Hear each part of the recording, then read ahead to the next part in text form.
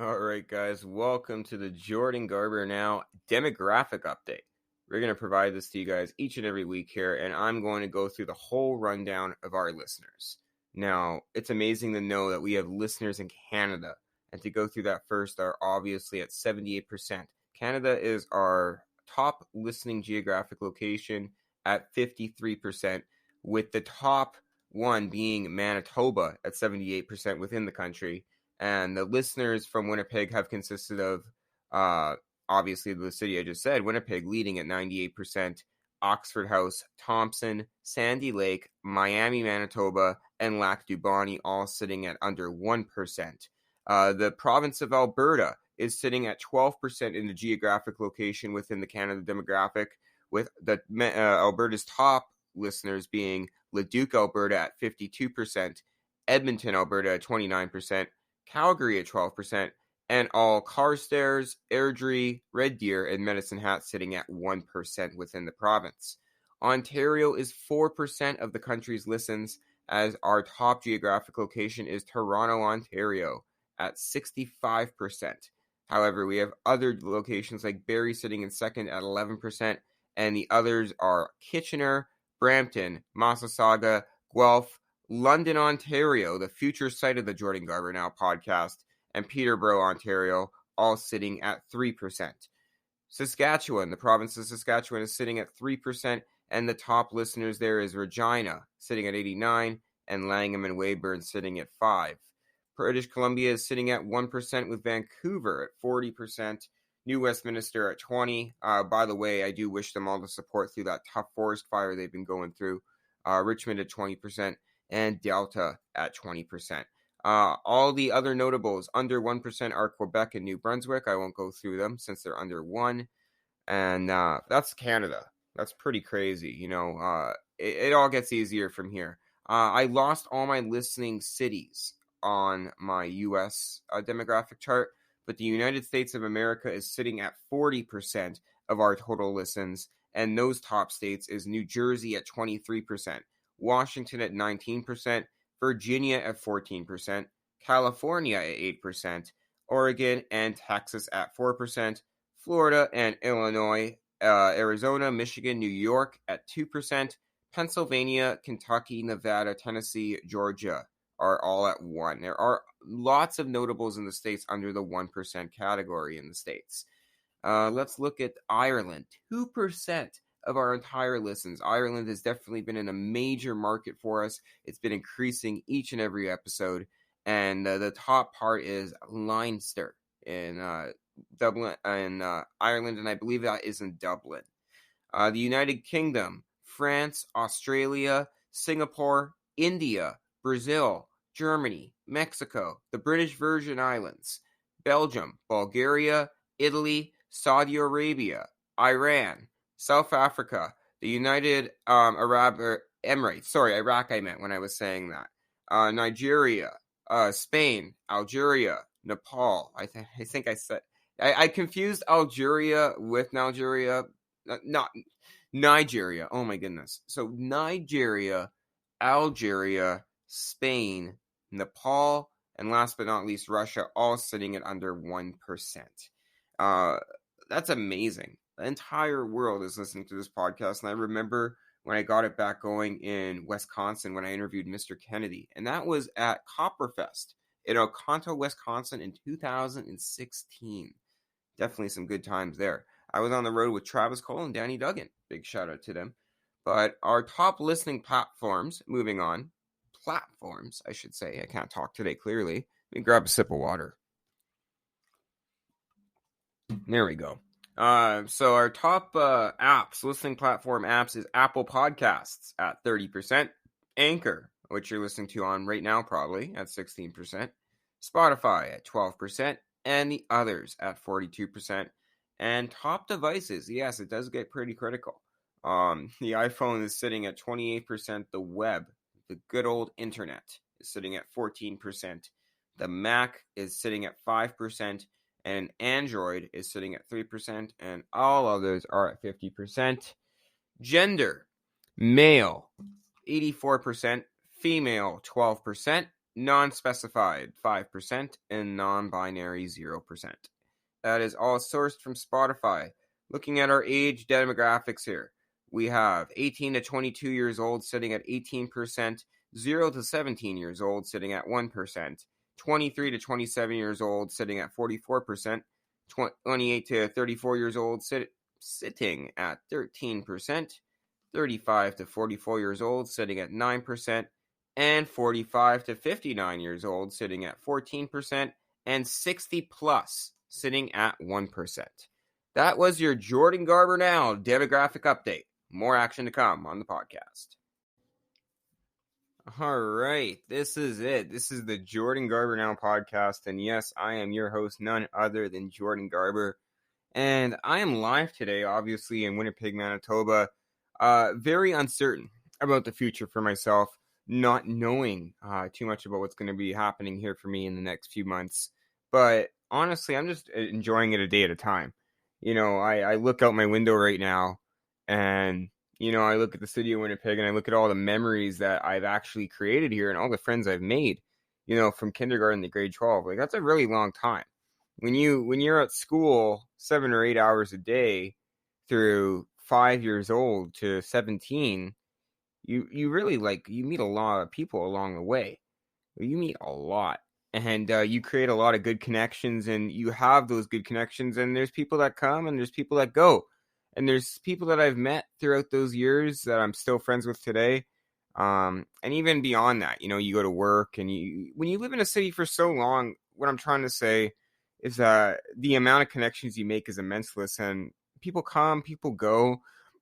And it's kind of good looking back to, like, you know, 5 years ago. I'd say 60% of the people I talked to 5 years ago, I don't talk to now.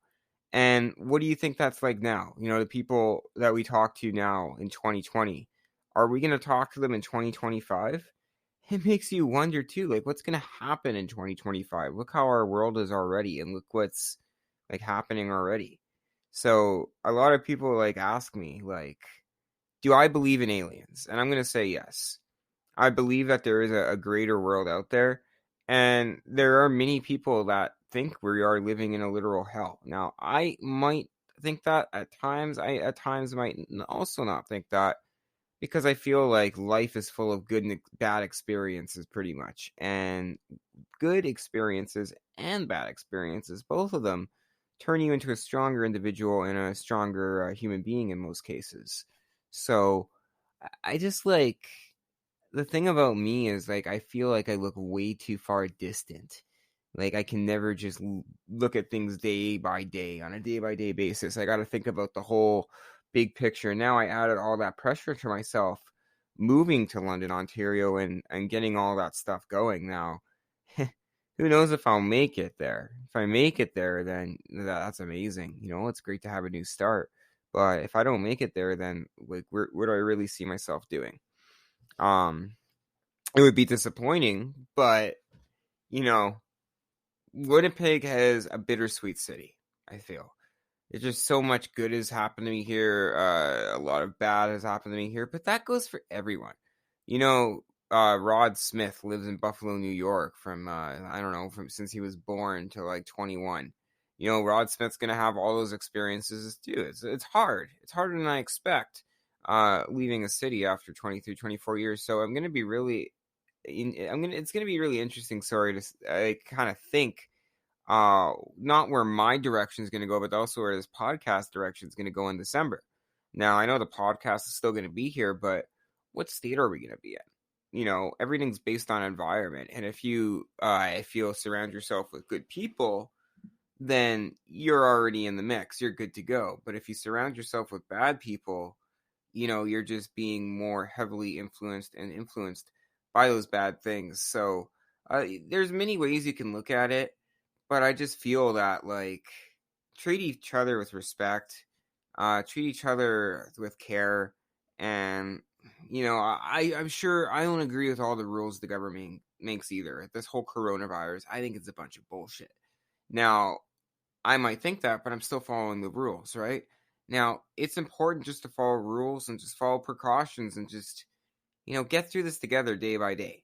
And that's what this podcast kind of outlines a lot is because every day, you know, I have 2 jobs. I go to work, and if I'm not doing my podcast, there's times I showcase it on Snapchat, or I go on Facebook and I make a comment if I have a bad call, or like I feel like social media is so heavily influenced nowadays that there's too many people saying the wrong things. And I feel like I'm one of those guys that at times has pushed the envelope too much.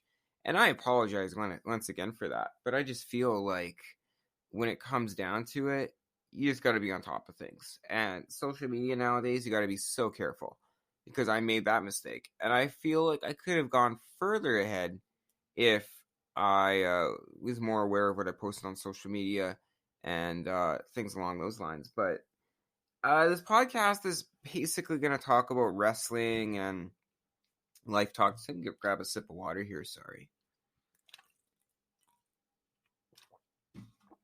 It's pretty much just going to be like about like mostly wrestling, like 60% wrestling. And we're just going to add like 40% of some non-wrestling interesting commentary on there. Now, you guys are listening to the return edition.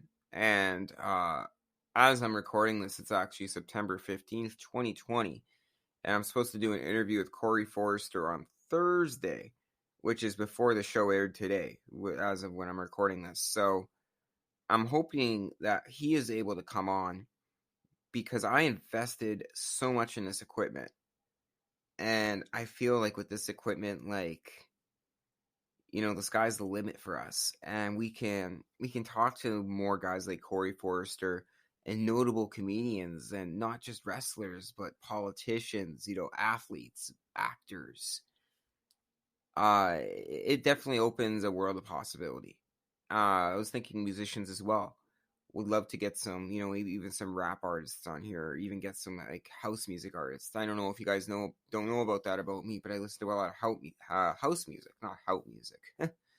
I listen to a lot of house music, and if anyone knows what that is, it's kind of just like this weird kind of like trance, like disco music.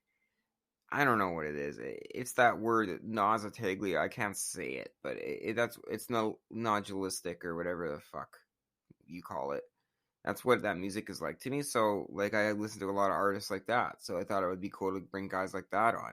I think it would be cool to bring some comedians on and some actors on, like I was saying, because everyone has a different walk of life and everyone tells a different story and a different perspective, and that's just amazing. You know, I might not be the biggest people person, but like when you interact with humans, there are some good ones out there.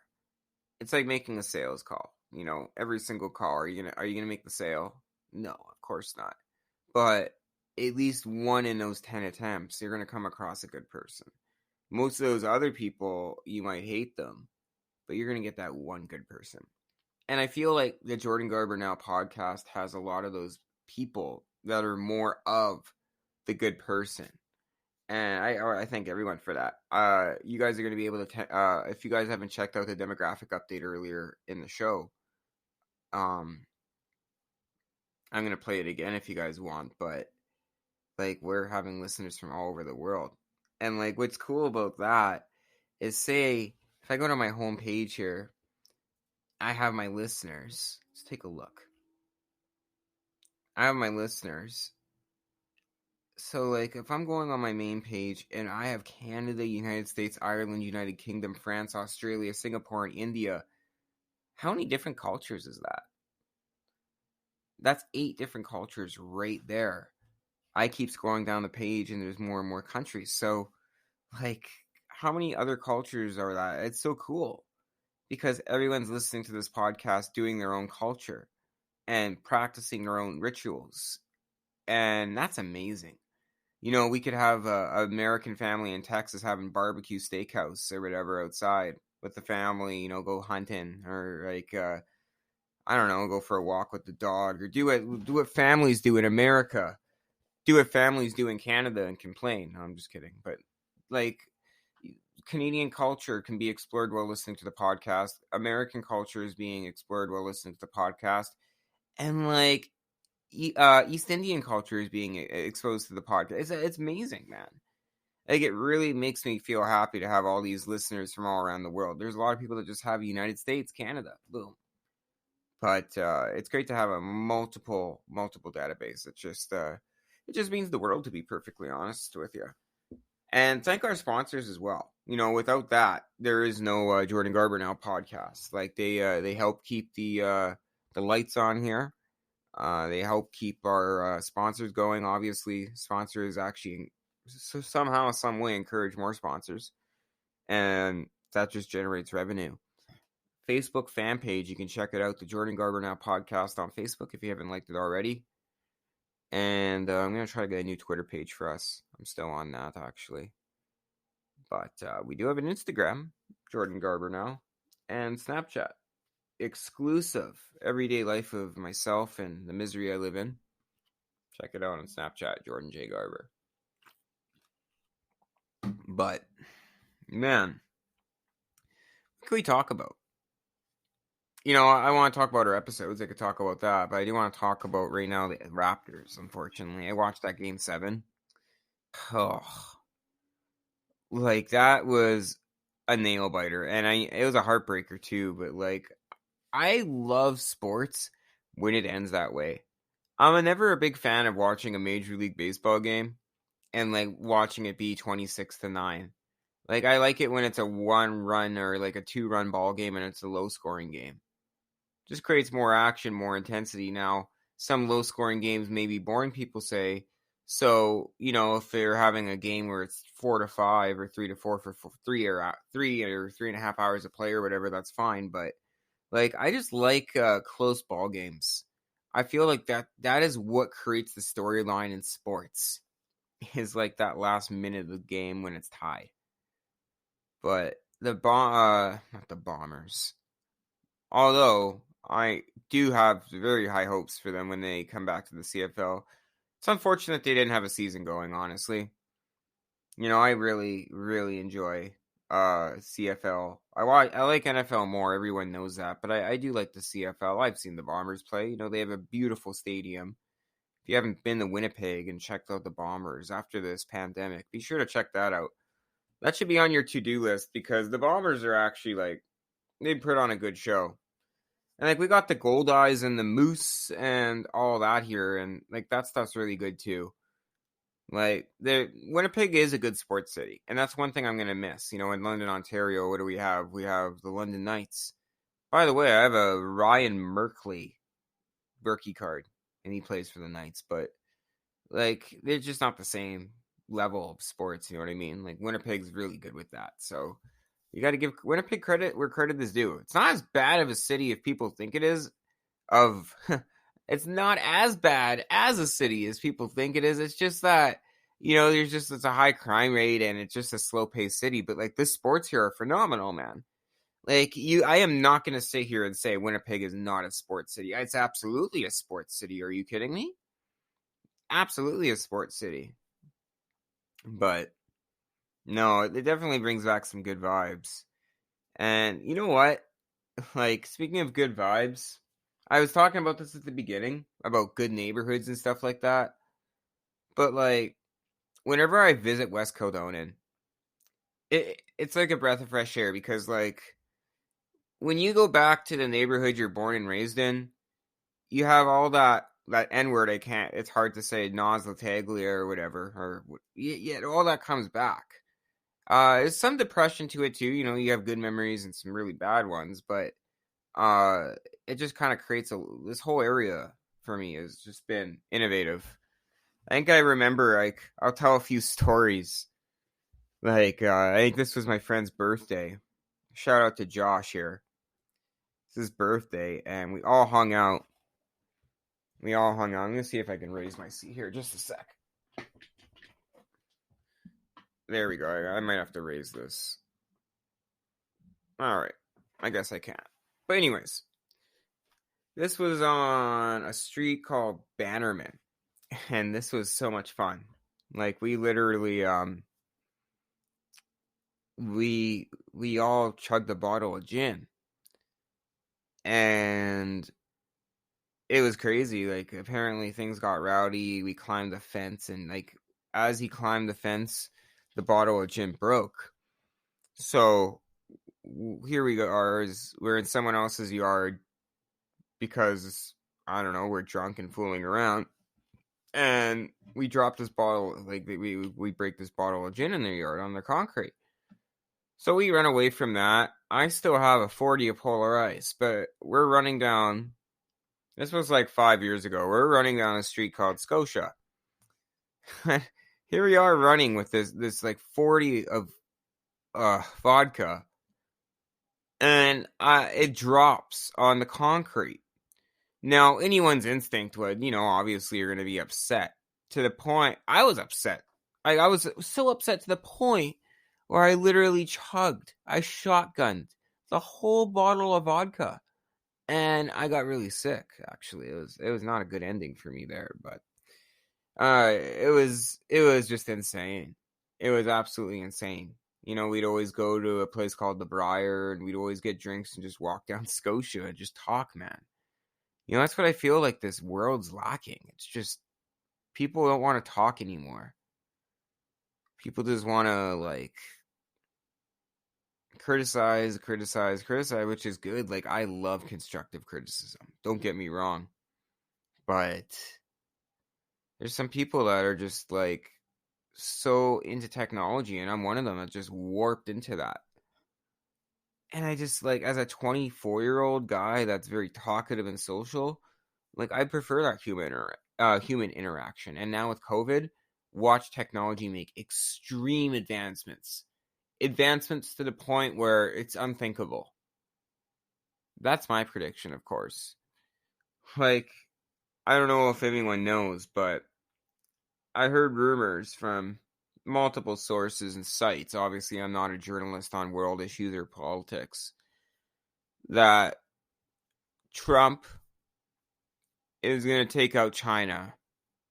Or somehow, some way, the United States is going to take out China. Now, everyone says, oh, and when I say this, I say the government, not the people. I say China's evil. Extremely evil. That's amazing. If they take out China, then, like, our world's better. No, not really. Because what happens? There's a new world order. And with a new world order, everything's going to be overrun by, like, robots and, like, technology and shit. And it's just going to be insane. So, like, I guess I have to say, just be careful what you wish for, because you never know. But when it comes to that, I don't really know if it's true, but I just want the world to get along. There's a lot of people that are very, very left-wing and very, very right-wing, and I'm not educated enough to, like, really put myself in any category.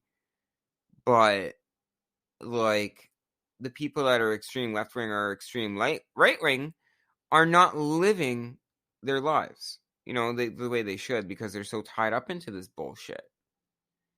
Like, I don't know, people are just too into it. It's like when it's, like, once, like, on the weekends, you can go on Twitter and tweet about Trump and talk shit about him and talk shit about Biden and do all that, but, like, what are you really doing with it? You're just saying useless information on the internet that's going to just create a 2-minute reaction. So it's just crazy how coronavirus and all that is just making this world go completely cuckoo. It's unbelievable. You know what else is unbelievable? Let's talk about the 2 jobs that I've been having to deal with lately. I love it, man. I love working. I love making money. But, man, it's been tough at those 2 call centers lately, not going to lie. Like, if you're someone that does sales on the phone, like, my first word of advice to you is have a thick skin. Get ready to get, like, barked at. Because there is no hiding that. Not whatsoever. So, like, when it comes down to it, you need to get yourself a thick skin. And you got to develop a good tone, a good pace, and you got to match how the customer sounds and listen to them, pretty much. And then just take criticism, and you're pretty much on your way. But for me, it's not been so easy lately. I hate how in sales jobs, like, I'm not going to I can't say really much about where I'm working now, but I used to work at a company called Telus Solutions, and it's like, not every day is going to be a big sales day. It's almost like one of my coworkers told me. It's like you go to the casino and you roll the dice. That's what a call is. You're rolling the dice every call. Because, like, I do donation phone calls. So if someone gives to me already in the same year, what are the odds they're going to give to me again? Sometimes it's very likely, but sometimes it's not. So it's all rolling the dice. And so far, the dice haven't rolled on all sixes for me. So it's we'll see what happens tomorrow. But like it's a rough gig, but it does pay well, so I can't really complain. But at the same time, I do a lot of it. But what else? I miss food service, man. You know, everyone makes fun of working at McDonald's, but I was like, that's probably the best job you could have. Because, like, for someone, like, in their early 20s, that's the best job you could have. Because it's like, you could choose your schedule pretty much. It's flexible. And you can just, there's benefits. It's good. It's good on a resume, too. Like, McDonald's would be a good job. Call centers, like, pretty much their ultimate and last option, but somehow, some way, they've definitely helped develop on my podcast and how I sound. So I give them credit for that, but I don't give credit for the miserable people I talk to every day. But there's some good ones too. But that's a whole new world. That's a whole new thing. But what else? Why are people driving in their cars by themselves with their COVID masks on? What's the point? It's in the air. It's in the air. Oh my God. Can you, like, just take a deep breath and step back for a second and realize how dumb you look? Just a quick tidbit on that. I want to look at the MLB playoff standing, actually. And yeah, I'm on my computer. I'm cheating. Where are we? 2020 regular season. Playoff picture. By the way, I have tickets for sale to Classic River City Wrestling, Rugged Rob Stardom versus Mentolo. So I'm going to try to get Rob Stardom on the show. He's a great wrestler, former NWA Canadian champion. That's going to be on Saturday, September 26th at Club St. Pete, 171 Dumillion Street. And Friday, October 30th. One second. Oh, I thought I had this. Oh, man. I swear, I hope I don't give you listeners COVID. Just kidding. Anyways, Friday, October 30th, Christian Wrestling Outreach, Sudanese Center, 129 Dagmar Street, featuring Wavell Star. Tickets are $20 in advance, $25 at the door, and for the Classic River City Wrestling, $15 in advance, $20 at the door. So that should be interesting as well. Check that out. Anyways, MLB playoff picture. We're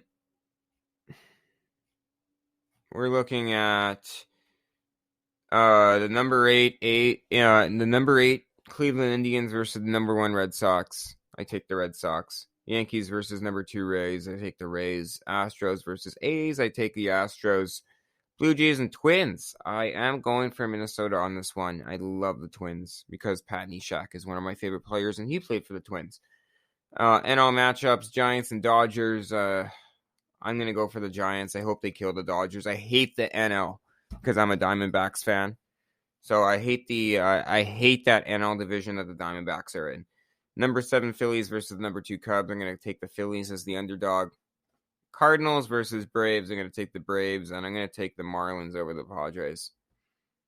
That's just my prediction on it. Hockey. I'm thinking it's going to be Tampa Bay. I really think it's going to be Tampa Bay because, like they're good. Like, I really think they're good. Like, they're a team that they're winning the series 3-1. And I was going for the Islanders, but they've been lacking lately. I say Tampa Bay or Dallas. But don't count the Golden Knights out yet. Anyways, in wrestling news, we got some interviews coming up today. Kyle Shaw is going to be on the show tonight, like I mentioned earlier. We also have Kevin O'Doyle, the Boston Bruiser, going to be on the program. And they're going to give you guys some local wrestling news and some more tidbits on that on the episodes to come. As well, check out the daily news update. We are live every single day now on Facebook, Twitter, or Instagram, but we will be up on YouTube. So I'm just going to say Jordan Garber Now news update every single day up on YouTube. Check that out. And don't just check it out, but please tell your friends and spread the word of this podcast. You know, I finally get to live my dream doing what I love to do, and I love it when new people listen each and every week. And I promise you guys that there's going to be some referral rewards for doing so. We're going to come up with a game plan. Anyways, the whole retribution, I'm just going to reveal this shit to you guys because I thought the faction, it's all right. I kind of like it. It's kind of like a Nexus ripoff, but like it's given away. I forget who they are. It's Mercedes Martinez, Dominic Dijakovic, who I actually met in Hopkins, Minnesota. Really nice guy. And then, what else? Who else is it? Shane Thorne, Mia Yim, and I think Mojo Rawley. Correct me if I'm wrong. Yeah, that's Retribution. I hope they go further with this storyline. Kind of generate some more heat. Let's see what they can do with it. Give that some time. I think that should be really good. Anyways, I always appreciate suggestions on interviews as well. Any wrestlers in your area you think should, get that push, get to be promoted, please let me know. I'll do everything and anything I can to promote them. And of course, just continue to support our great sponsors. Anyways, I'm going to talk about some more topics coming up. In the meantime, I'm just going to take a quick commercial break here on the Jordan Garber Now podcast. Ladies and gentlemen, welcome to the Jordan Garber Now podcast. I was wanting to get this guy on the show for such a long time. It is none other than the Boston Bruiser himself. You can call him many names. One name that matches, though, is Destruction. And Kevin O'Doyle is the answer to that. Welcome to the program, man. How are you? I'm doing pretty good, man. How are you? I'm doing really good. I can't complain. And you know what? 3 years for you, it just seems like it probably flown by. You've definitely gone on quite the journey here in the Western Canadian scene, that's for sure. And it all began with learning from one of the best trainers here in the province of Manitoba, and that's none other than AJ Sanchez. As a matter of fact, I remember those days when we were setting up the ring together, and the training began at the Indian and Métis Friendship Center. And that's when AJ Sanchez started to take the lead on the local scene in terms of leadership. And as my opinion, I couldn't ask for a better mentor and someone to guide the Winnipeg scene.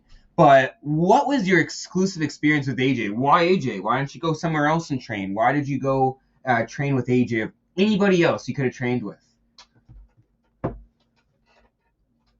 Well, in terms of someone who knows just pure knowledge about wrestling, in and out of the ring, AJ Sanchez is definitely one of the top guys in Winnipeg, but also I'd go so far as to say one of the top guys in Canada.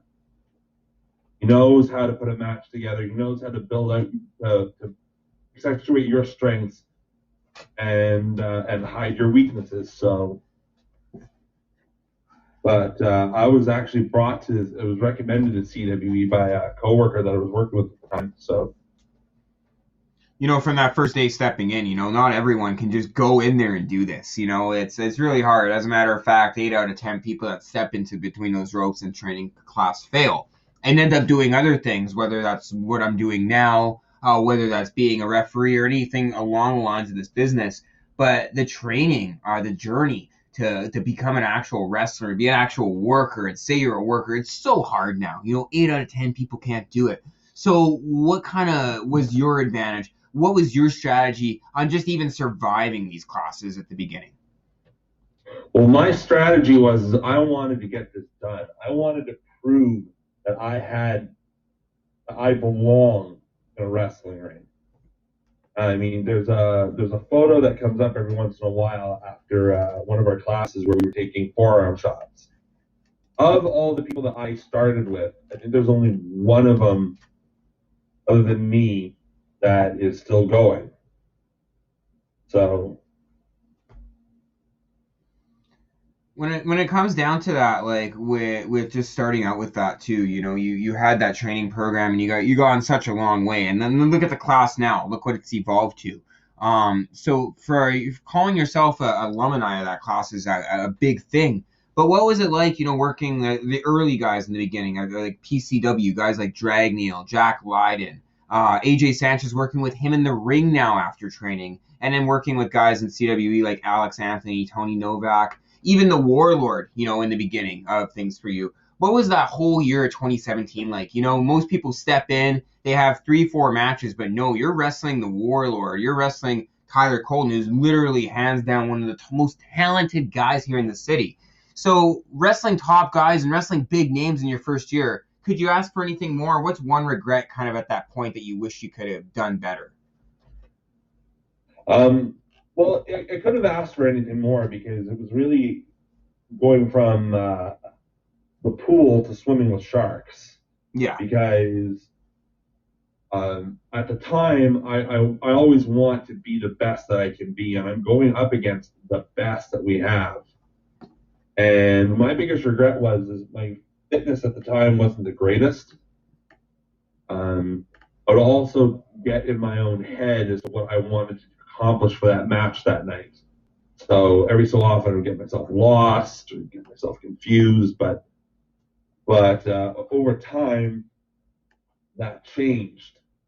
Over time of going out, getting the reps in, getting myself booked on other cards, getting myself booked on other shows, I was able to set my own pace for my matches. It's amazing too. You're talking about setting up your own pace, like for your matches. We go down, and this is part of why we want to get you on the show here. I'm just looking at our file. 2017, you have all these matches. 2018 now, it gets bigger. 2019 is bigger, and 2020 is where it's at now. It would have been bigger, but we are going through the coronavirus. But still, just every single year, it just seems to get better and better for you. But let's talk about 2018. Doing these tours. Go ahead. Well, at the end of 2017, I had a show. It was in November, and it was actually at the CWA show where I had a match, and it was an all right. It was a match with Tyler Colton, and the match was all right. It could have been better. I knew it could have been better. I openly admitted it could have been better. And one of the things that was suggested to me is I'm not going to get any better if I only wrestle one Saturday every couple of months or every month. So that's when I went and got myself booked on the next more shows for the next tour, which I think was the Jake the Snake tour. Yes. I remember that, actually. I think I was at the CWA show, and I was in the back, and I actually remember that day where, I think Tyler Colton was explaining to not just you, everybody as well, like, you can't make it, you can't get noticed in this business if you're wrestling on one show a month. And I feel like that's how your resume jumped, is because after like getting that, like, you just been booked solid ever since that day 2 years ago. So what were some other guys that kind of pushed you in the right direction besides AJ and Tyler? Who are some other guys that give you that big push to excel? Adam Knight's one. Jacob Creed's another one. Basically, everyone who I've wrestled with has given me some form of encouragement, or sometimes, I've needed that kick in the butt to go, hey, what were you thinking this night? So. And 2018 also was a very exciting moment for you too, because that was the strutting and cutting tour, and that was a big year for you. Because that's when the tours began. Now that's not when you're just wrestling in Winnipeg anymore. You're going out now to more local, out of show town shows like San Adolfo, but now you're going to places like Yorkton and New Markets and Melfort and Medicine Hat and Regina, Kindersley, all these places. Like, so doing that tour, how was that on with every tour? I've increased where I was going. It all started with the Jake the Snake one, where I just did a couple in Manitoba. I think I did Gladstone, I think. And then I did Brandon and Winnipeg, and then that was it for the Jake the Snake one. Then for the Ron Simmons tour, I decided to go out to add a couple more dates in Manitoba and went out to Saskatchewan. Then with the Strutting and Cutting tour with Brutus the Beefcake, I went further than that. So, and then with the 10th-year anniversary tour with Psychosis, I went further west, but I also went further east as well because I went as far as Toronto. So every tour, and then with the last one with Hoovie, I went out to BC. I believe that was Golden, British Columbia. Or was that the one? No. Where was that in BC again? Which for one? Hoovie's tour, it was for Kamloops. Kamloops, yes, I remember. And you know what? That must be a kind of a cool thing. Let's kind of look at this from a business standpoint. You know, you're doing a business and a body standpoint. I only did one big tour once, and that was the Northern tour. But this is different. This is twice as longer than the Northern Death Tour, and like you're not getting much of a break here. You know, city, town, hotel, wrestle, city, town, hotel, wrestle. Doing that 30 days in a row. What day does your body start telling you like what the fuck is going on? Like, is there any day like that tells you that during the tour, or you just keep going to the finish line here? Are there any indications or anything, or are you just like a machine? For me, I just keep going. I mean, usually on these tours, I have to stop for a couple of days because of my shoot job, and so I'll go like maybe 8 days in a row, come back, work a little bit, and that's when I start to feel it because then I'm not doing the, you know, the pain is stopped. And then when I fly back out to rejoin it, I have to get my mind and my body into that. Okay, we need to get right back into this because everyone else has been going. So. No, definitely. And, you know, that's the biggest thing, too, in wrestling a lot of people don't talk about is the adjustment between the real life phase of life and the professional wrestling phase of life. And, you know, that's why I recommend a lot of listeners from around the world, too, like that, to try to, if they have a job, try to relate it as much as they can to wrestling. Like, where I'm lucky for myself because I work at a call center. So I can work on my skills. I can work on my promo skills. I can work on how I sound on shows like this because I'm on the phones all day and I'm getting coaching and I'm getting feedback. So I think, too, me, I don't really have that mindset adjustment because I still think of the call center industry as the wrestling industry. But for you, you're going to a completely different job and you have to readjust your focus altogether and do it over and over again. So I can assume that could be hard on the body, too. It can be, but, you know, you learn to adjust, you learn to adapt. Let's talk about, like, before we go on to Alberta and Saskatchewan, let's talk about the Winnipeg product here in 2017. Still very notable, still really strong, but, you know, the 3-year increase, the 3 years from 2017 to 2020 has increased dramatically in terms of ratings, in terms of everything, in all categories, social media, television viewing, and live audience numbers. What is your biggest thing about wrestling in 2020? What's your biggest thing you're excited about for the future in this business? Like, let's look at 2017 and Winnipeg wrestling in 2020 now. What do you think's changed and not changed?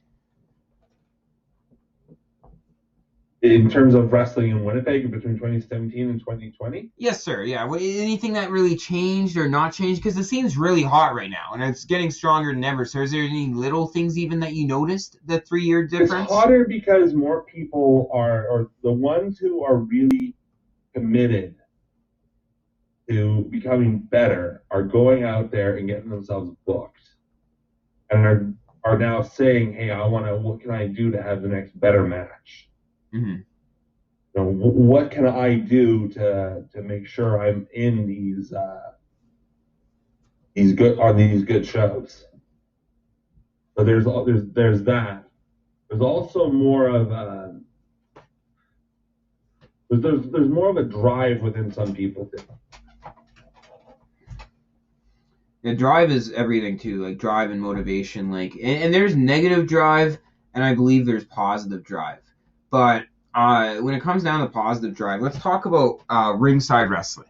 You know, you've done some shows down there in Regina at the Eastview Community Center, and you know that promotion's been making a huge amount of noise here in Western Canada too. PCW too. Let's talk about those two. They're both a little similar. Working for PCW and Ringside, how did those both of those opportunities come together for you?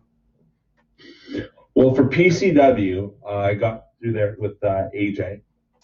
I said that, if I want to go out, like I said before, if I want to get better, I got to get myself on other shows and with this one. And I knew some of the guys were working more than one promotion. So AJ helped get me onto the show, onto the card. And then once I was on, I wanted to make sure I stayed on by checking in to see, how they thought my matches were and, what I should improve on, and then making myself available to work for those shows. Yeah, that was a great experience. I love PCW. I remember I started out doing the media stuff for them, helped them out with some not podcasts, but more like a media perspective. And unfortunately, that was what I wanted with the company. I wanted to be a ring announcer. I wanted to be an announcer. I wanted to help out. But Andrew was nice enough to me and said, hey, you know what? Let's just try to be a ref. Let's give this a go. And, it's really motivated me to want to train further and go that extra mile. So that way, when I have that proper training, I get those proper opportunities. And I think that's another thing that's really not talked about either a lot in wrestling is there's a lot of guys in there. No offense to me. But I was talking with Kevin Cannon yesterday. Guys like myself, I'm a podcaster. I shouldn't always be in there refereeing or being a wrestler. On occasion, I guess it's fine. But I feel like doing one thing in the business and adjusting to something completely different is so difficult. So I feel like you guys got to stick to what you know. And I feel like there's a lot of untrained guys that go in the ring and they're having matches. Obviously not specific people, but in general, in all of wrestling. What are your thoughts on the stupidity of like not going in there trained? You're just going to get hurt. Well, if you willingly go into the ring untrained and you get hurt, then that's not just on you. It's on the trainer. Because it's also on the person you're wrestling, because, I'm assuming that when I go in there that the person has an idea of what they're doing. Mm-hmm. But part of it isn't just, I think some of it isn't the fact that some people aren't trained. It's that they don't keep up with their training. Yeah. Right. So some people will go in, they'll get, the basics that they need, but then they never grow from that.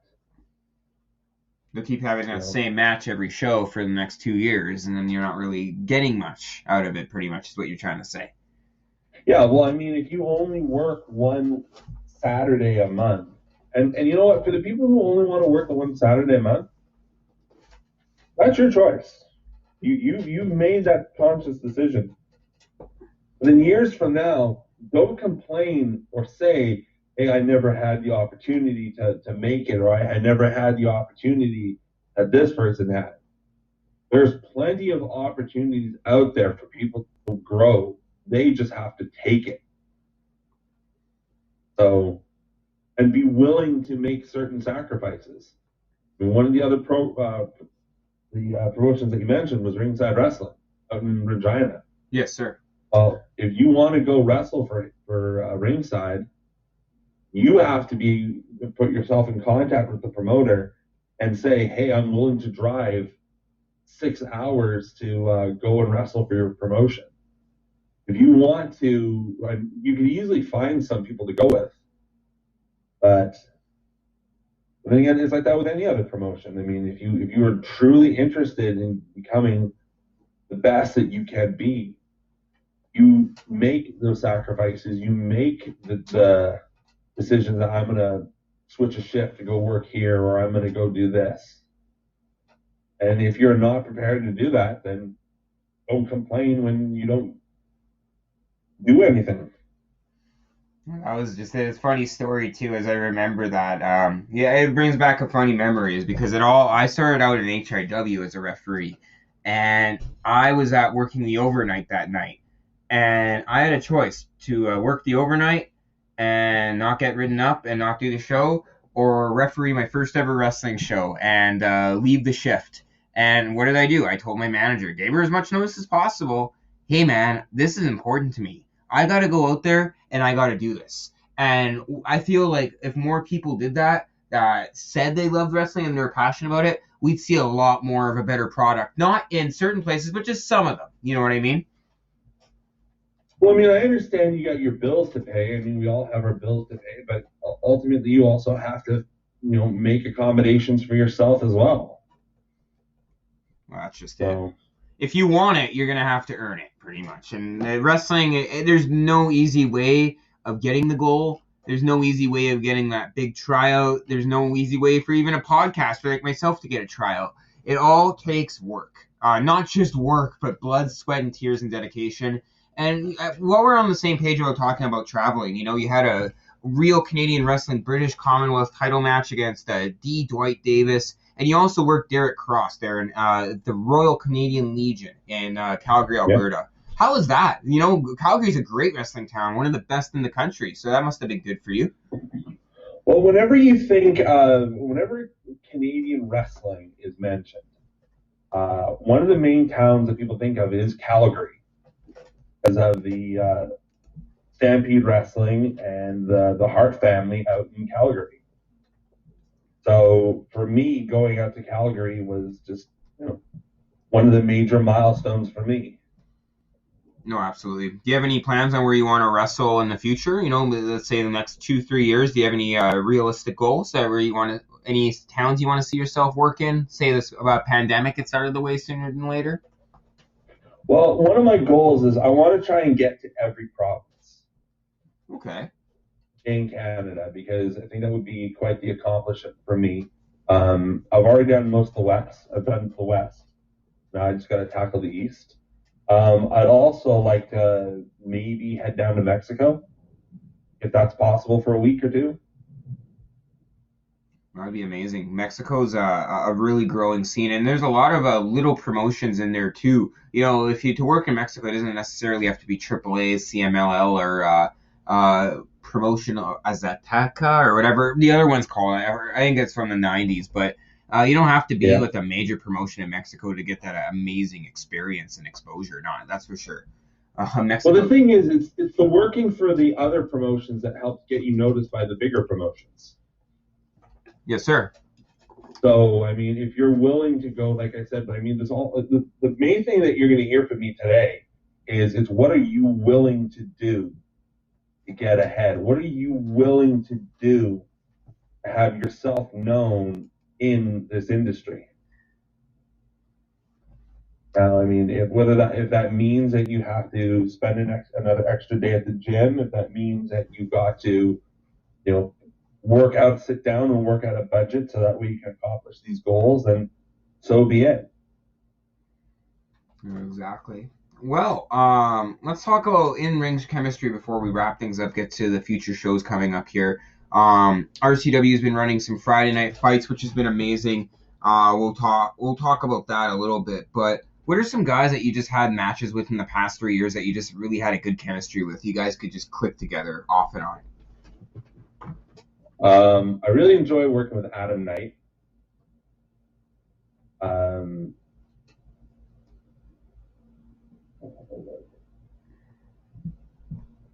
Knight. I enjoyed working with him and his tag partner Dalton. Oh yes, Darren the Bomb Dalton. I have to say, Darren Dalton, when it comes to Winnipeg wrestling, I've never had an intimidation of somebody in the form of respect. Now, I commented on this on Mike Reed because he was on the shout out, actually. He's Mike Hammer. He runs a podcast, and Darren Dalton was on it. Great guys. And Dalton, I just told Dalton, like, I was intimidated in him due to the fact that it's a respect thing. I just didn't want to say the wrong things in front of him. That's what I was afraid of. I wasn't afraid of him physically. He was going to beat me up or anything. I was afraid that I was going to say something stupid and disappoint him because that guy was a mentor to me. So, like, Dalton must have been amazing, man. That must have been a great experience for you. It was. Someone else I've worked a lot of was Mentolo. Amazing guy. It's just been, I'm working basically everyone who I can work, so Exactly. I feel like the more people you work to, like even of different styles, trained, even the odd time not trained, sometimes it helps you get better too if you're working someone that's not trained because you have to guide them. I feel like anybody like yourself works, is just one more match to the memory book to add and just one more experience to add to your repertoire because everyone's different. There's similar styles, but there's always sub styles that are different and there's always one thing you're going to learn from each and every match. And I feel like that's what one of my favorite parts about the business is if I were to become a wrestler, is that there's going to be bits and pieces added to me every day. I'll be 82 years old and I'll still learn so much. And that's the best part about this business is it's like a never-ending university course. Well, one of the things that I've been doing ever since I started was after each match, I have a journal where I put in who I worked, when I worked, things I liked about the match, things I wish I could change, or things that could have been better. So that's what I've been using to get myself to ahead. That way I know, hey, the last time I had this match, hey, this didn't work. This will.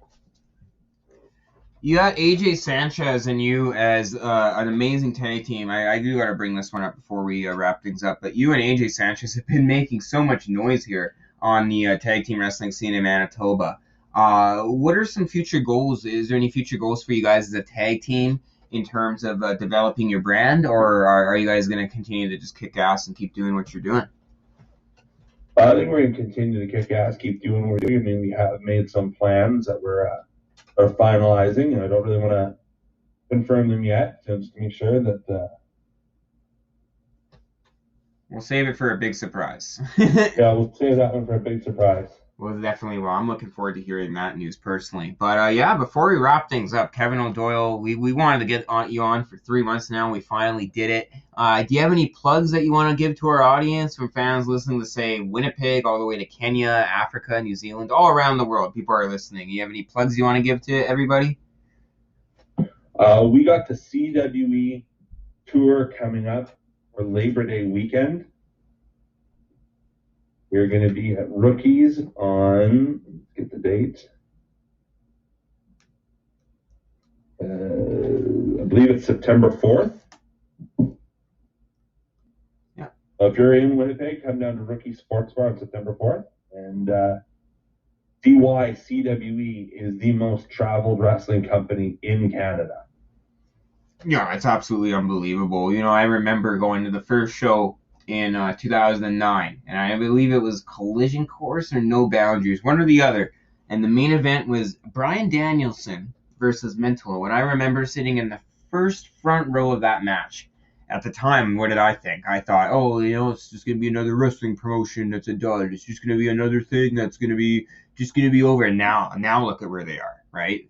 That is the best way of proving people wrong more than anything. And now CWE has turned into a Canadian wrestling empire. And I'm sure all of our listeners are going to look forward to seeing you and AJ Sanchez wrestle for that company and elsewhere around the world as well.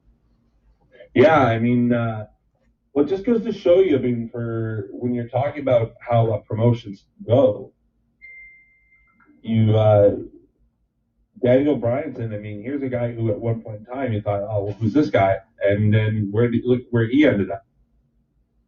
Right after CWE, too. So it comes to show there's a lot of guys. You can check out the CWE webpage or the Facebook group, too, but there's a list of over 50-plus alumni that went through CWE. And the coolest part is that all these alumni went through guys and helped train guys like you and help you develop into what you are. And I feel like Winnipeg wrestling is the hottest. We have the most names coming up.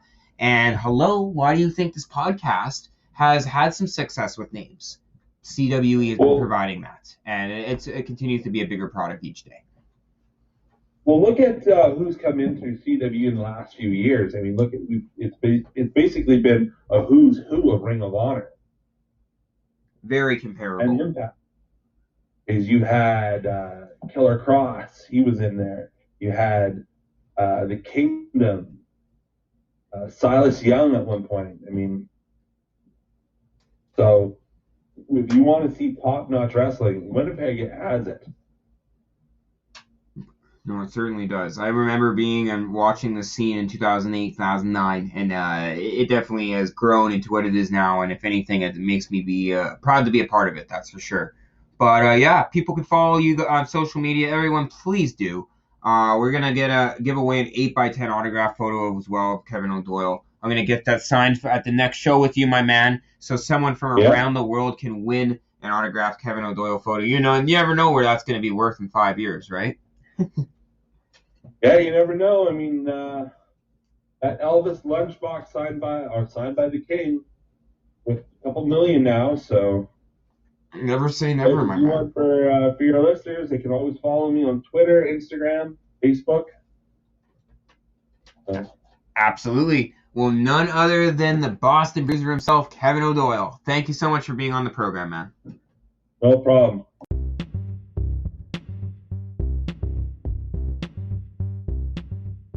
Do you enjoy talking to your favorite wrestling superstars? Well, Jordan Garber now has an opportunity for you.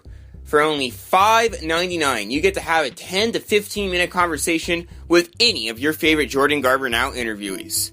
Send me a Facebook message for more information.